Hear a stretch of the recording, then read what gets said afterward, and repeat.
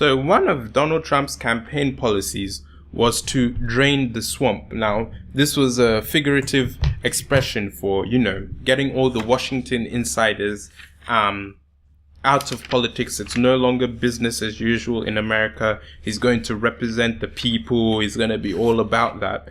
And so far, it looks like he's backtracking on a lot of things. He's backtracking on his stance on Hillary Clinton. He said that, if he were president, she'd be in jail. And now he's saying, we need to respect Hillary Clinton for her service to the nation. He said Barack Obama is a disastrous president. He doesn't know what he's doing. And I read earlier today that he's said that, he consults Barack Obama and that he thinks Barack Obama is a good leader and this, that, and the third. And he's also appointed some people who represent the swamp that he's supposedly draining. Even talking about, the Mexico wall. Now he's saying, they might not press, Mexico to pay for the wall.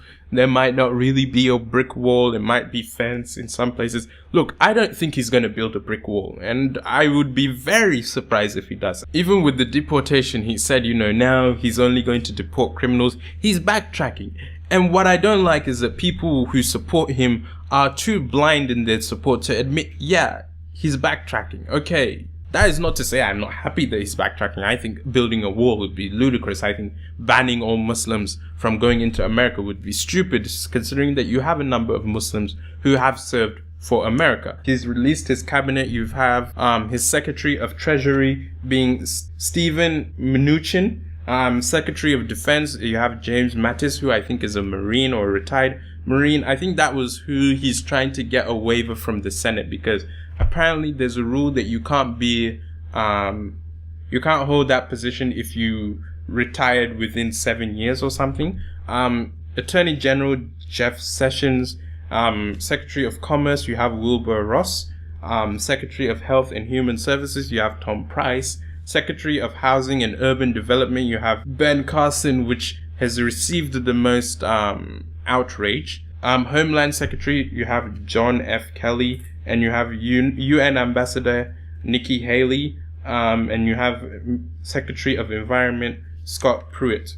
So I think the one, like I said, that has received the most flack would be Ben Carson, because he's a neurosurgeon, and people have said, what experience does he have with Secretary of Housing and Urban Development? I think why he chose Ben Carson to do that is because Ben Carson is black, and urban has sort of become synonymous with African Americans, and also because it's this perception game that, look, I care about African Americans and gentrification and urban communities, and that is why I've appointed a black man there. I think that's the whole spin, and also rewarding him for his help during the campaigns.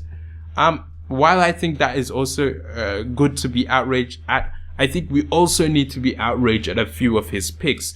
His Secretary of Treasury represents the swamp. This was someone who worked at Goldman Sachs. He's a second generation Goldman Sachs employee. Goldman Sachs was huge, did numerous crimes during the economic crash of 2008. He's an investment banker and hedge fund investor. So this is someone who is sketchy. When you have government, in my opinion, I don't know if people on the right feel the same about this, but personally, government plays the role of regulation. Government plays the role of oversight.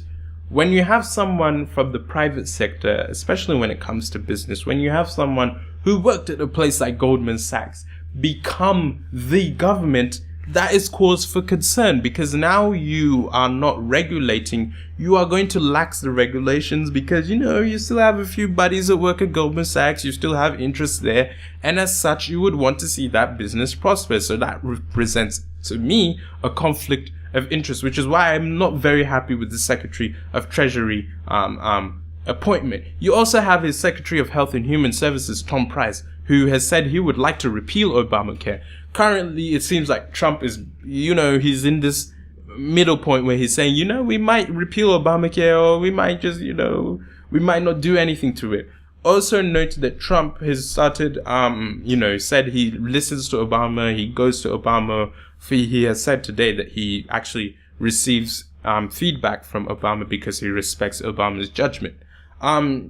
the Tom Price, the pick for Secretary of Health, is also against abortion and Planned Parenthood. He wants to cut Social Security, Medicare, Medicaid, and he wants to privatize Medicare. Now, note these are positions that he had, as a member of the House, I think, or senator, and as a politician, these are his positions. Will he have these positions during his tenure as secretary?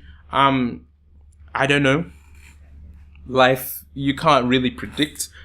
This is just speculation we're doing here. But before we get into that speculation, also you have his pick for UN Ambassador, Nikki Haley. She is against the Iran deal, and she has also called for enforcement of stricter immigration laws. Though she has sort of cautioned people to not be carried away by this whole hysteria, I guess, and I guess fear-mongering, maybe particularly referring to Muslims. And I don't know. The Iran deal, I don't think it would be stupid to repeal the Iran deal, because it's not like they keep saying, and this is one problem I have with certain commentators on the right, we're giving Iran money. No, you are returning assets to Iran that were frozen after the rise of Ayatollah Khomeini. So this isn't like you're just paying Iran, you're giving them back their money, which shouldn't be that big of a deal. Like, we're trying to and they also say like Iran has an opportunity to have nuclear weapons when it specifically says in the agreement that they can't have nuclear weapons. So with this, I will say that Trump presidency can go anyway. I had always felt like Trump would be the guy that just appoints people and takes all the credit. When something good happens, he'll be like, I told you I was going to be a phenomenal president, and I'm proving it. It could also, when things go bad, he would fire the person. He would say, this person is responsible. He's terrible. I shouldn't have given him the job, and whatever, you're fired. I think he's basically going to be like he is on The Apprentice. You're fired, you're hired, I did good, you did bad, blah, blah, blah, blah, blah. But he could have his crazy moments where he just does some fucking crazy thing like tearing up the Paris Agreement on day one. I think a Trump presidency, it's too early to say what he's going to do. My prediction is he is not going to do very much personally. He's going to as he is showing with his appointments, he's going to be surrounded by a lot of establishment Republicans. When you look at these picks, a lot of them are members of the House, former governors, insider Republicans, and business owners, and whatever. So these are to appease the establishment. So he's not going to drain the swamp. You're going to have an establishment Republican. He might do a couple of crazy things here and there, but I think you're mainly getting an establishment administration with Donald Trump.